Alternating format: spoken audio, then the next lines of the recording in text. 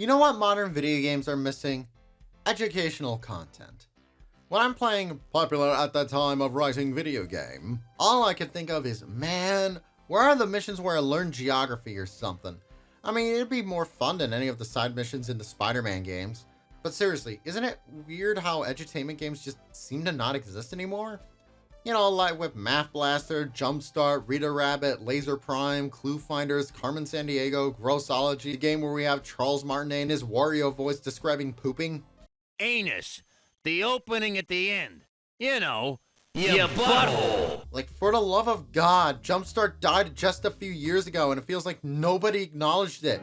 You people went nuts over Toys R Us dying and you won't let that go even though it was entirely brought on them. What happened? What happened to the world of edutainment games that fell so hard? Because they used to be big business. We're talking people were buying computers for them. But I'm getting ahead of myself. Let's jump start from the beginning. Hey, are you subscribed? Don't lie to me. Because I upload new videos pretty often with all sorts of reviews, retrospectives, and whatever else I feel like uploading that week. And you don't want to miss them. And hit the bell as well so you get notified whenever I have a new video up.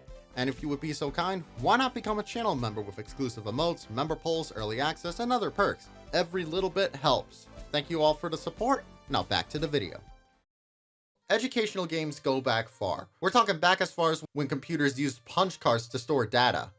But at least it was physical media, am I right, lads? They started in the 70s with several early games, including a prototype for what would become the Oregon Trail, and continued into the 80s. Various companies dedicated to producing educational video games for computers start to pop up, such as Brutabund, Mech, Davidson's and Associates, The Learning Company, and more. However, there's a bit of a struggle back in the early to mid 80s. A couple of things preventing them from fully reaching their potential. First, computers were expensive. And I know we like to joke about how expensive PCs are now, but back then, nah man, you wanted a computer, you better be ready to pay at least $5,000 in today's money for one. And I wrote this script in 2023 and sat on it, so you know what? Maybe it's just prices caught up. And even if you could afford one, home PCs were just not made with gaming in mind yet. They were more so business oriented, so all you had to work off of was simple monochrome graphics, if that. These weren't those kiddie Nintendo games with their graphics. Nah, these were big boy toys. You want a Pac-Man to look like Pac-Man? Forget it. Enjoy Queen of Hearts where he just had a Lego head. And that's not even getting into sound, as the dinky little PC speaker that was literally only intended for troubleshooting and error codes and not actual music and sound. So oftentimes when they try to play full tunes,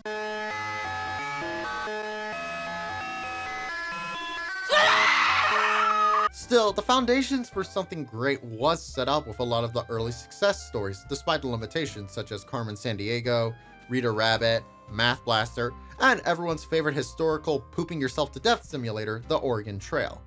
But then, two important changes occurred in the world of personal computing that changed the course of edutainment forever. First up, computers were getting a lot cheaper. There was a race to the bottom in the world of IBM-compatible computers back then, with companies trying their hardest to lower their prices. There was a serious push to turn the personal computer into an everyday appliance like a washing machine or a stove or that bread maker sitting unused in the back of your cupboard.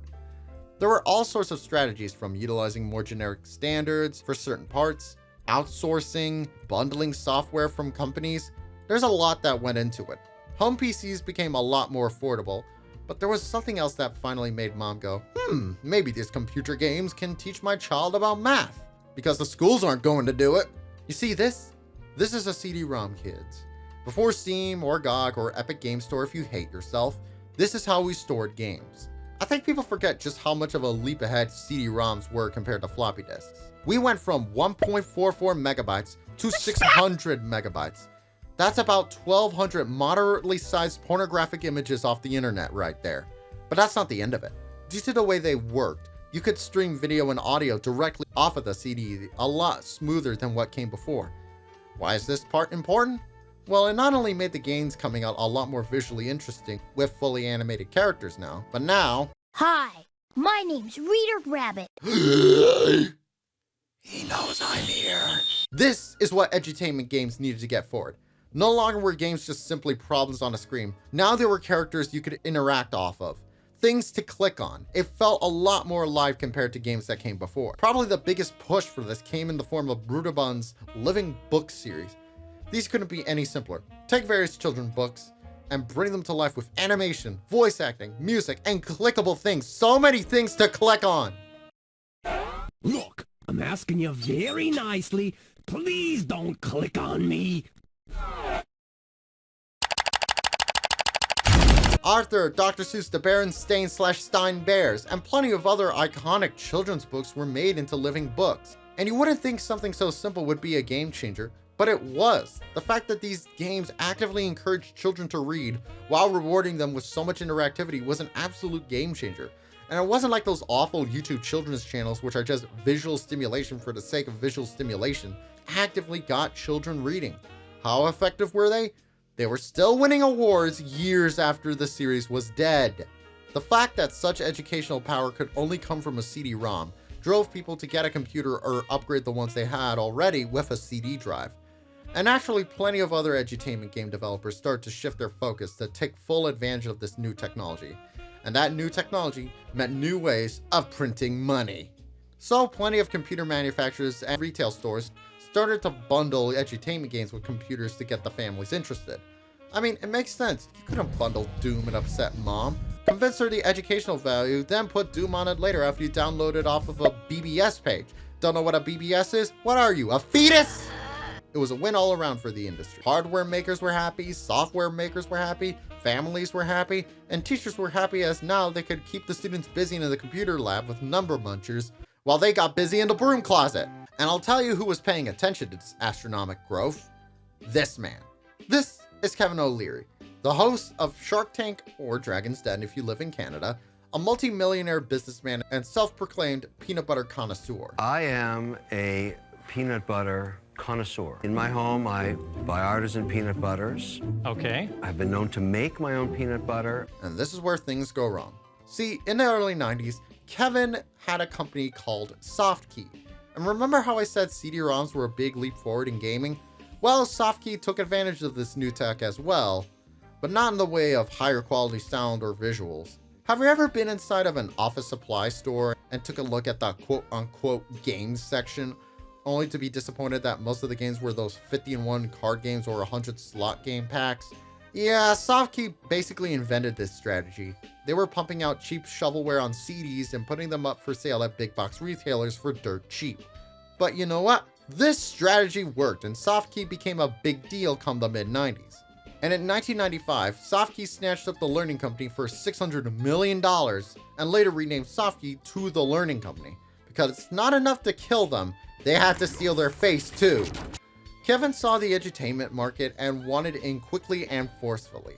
Not content with just TLC, he snatched up several other names in the educational or business spaces, such as MicroPro and Spinnaker Software, and later on would acquire some edutainment game developers. Big names too, like Creative Wonder, Mech, and Broderbund. During this Godzilla-like rampage, O'Leary and company made some adjustments to their overall strategy. These included reuse of old code and assets to minimize overhead, a focus on lower pricing so that games were usually for $25 to $30 at most so that they could be sold in big box retailers, and as well, constantly re-releasing old titles or releasing variations of different titles for different age groups. Unfortunately, one aspect that got a funding cut was research and development, which meant that TLC weren't quite as innovative as they had been at the start of the decade.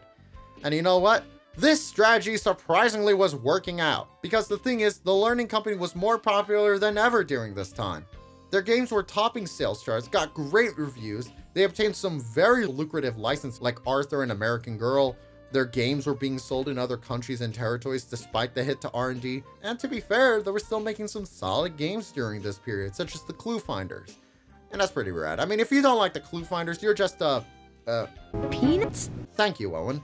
And even the reuse of old code and assets proved to be helpful for games that otherwise underperformed, such as Mech's Opening Night, which had a lot more success as American Girl's premiere, becoming TLC's then highest selling game and completely trouncing Mattel's Barbie games at the time. No wonder Mattel wanted in on all this action and formed a stock-to-stock merger with the Learning Company for over $4 billion in 1998. And TLC weren't the only big names at this time, with Knowledge Adventure introducing the world to Jumpstart at this time, and other startups were gaining traction like Humongous Entertainment, Kotoka Interactive, and Leapfrog. And even children's TV shows at this time started to emulate their interactivity even if it wasn't really there. And even children's TV shows at this time started to emulate their interactivity even if it wasn't really there. Yes sir, all was well, and the entertainment game, we're gonna ride into the new millennia smoothly. It's described as nothing short of breathtaking, a points drop never before seen on the US markets.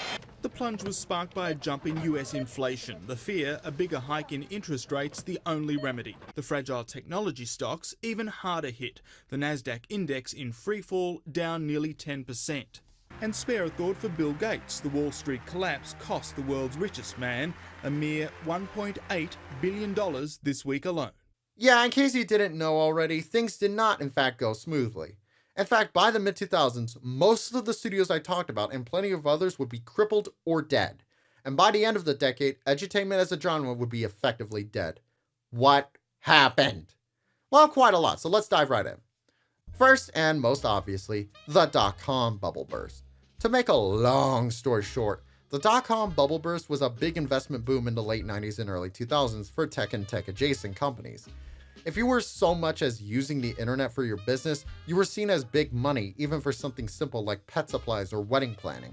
Video game companies got a huge boost during this time as well, and when the bubble burst for several reasons that could fill up their own video, it hurt the income of a lot of these companies. Second, oversaturation. I can't overstate how much everyone wanted in on the edutainment boom. The ones I mentioned were just a small selection. There were a lot of startups all wanting a piece of the pie with toys, books, and already established game developers setting up divisions for edutainment games.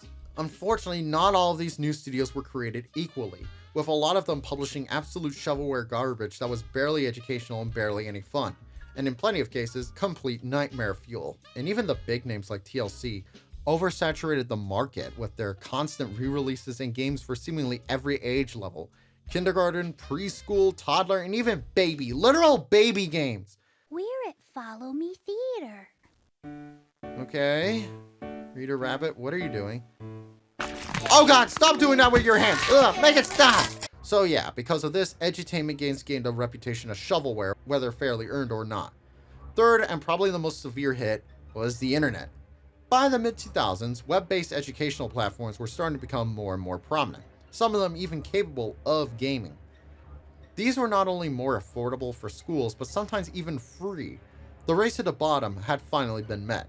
Now these online and later mobile-based entertainment programs are obviously nowhere near the quality of what came before, but it didn't matter. Quality of education be damned, they're almost completely free.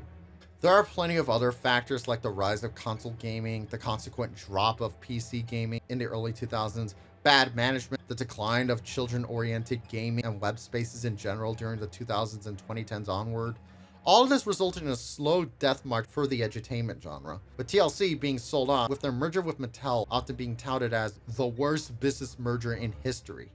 They'd slowly decay until being sold to Houghton Mifflin Harcourt, who only bought the company to use their name as a slogan, which somehow feels even more disrespectful than if they were just dead.